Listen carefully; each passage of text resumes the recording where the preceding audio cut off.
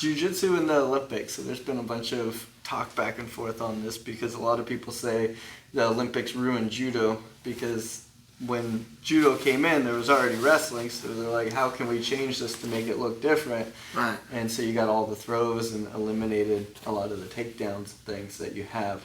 So it became, how high can you throw them?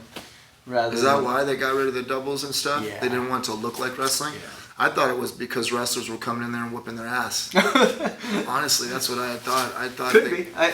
What I had heard was there was already an art for that, and so. Okay, wrestling was already the art for that. So, I mean, you go to any old school judo gym, they do doubles. Yeah. Right? They don't go by those rules because they're true takedown artists, and you cannot be a true master of takedowns without having a good shot on the legs. Right? They do it a little different. I've seen judo double legs compared to wrestling double legs are a little different. Okay, but there's still a judo black belt that was trained like that in that kind of a dojo can take you down with a double leg real well.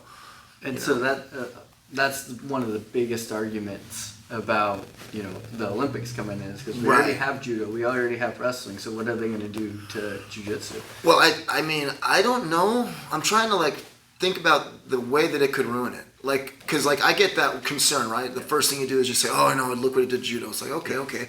But let's just hypothetically say, okay, BJJ is now in the Olympics and we're on the Olympic committee and we want it to be not like judo or wrestling. What do? It already isn't. Yeah.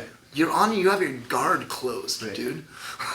You have a guy who wants to be on his butt and two dudes that are literally racing to be on their butt. How is that like wrestling or judo? Right. It's not. Right? It's not. Perfect point. So I don't know if it could ruin it. The other argument on it is the IBJJF and Gracie Barra, the two biggest organizations, have a grip on the way jiu-jitsu is currently steered.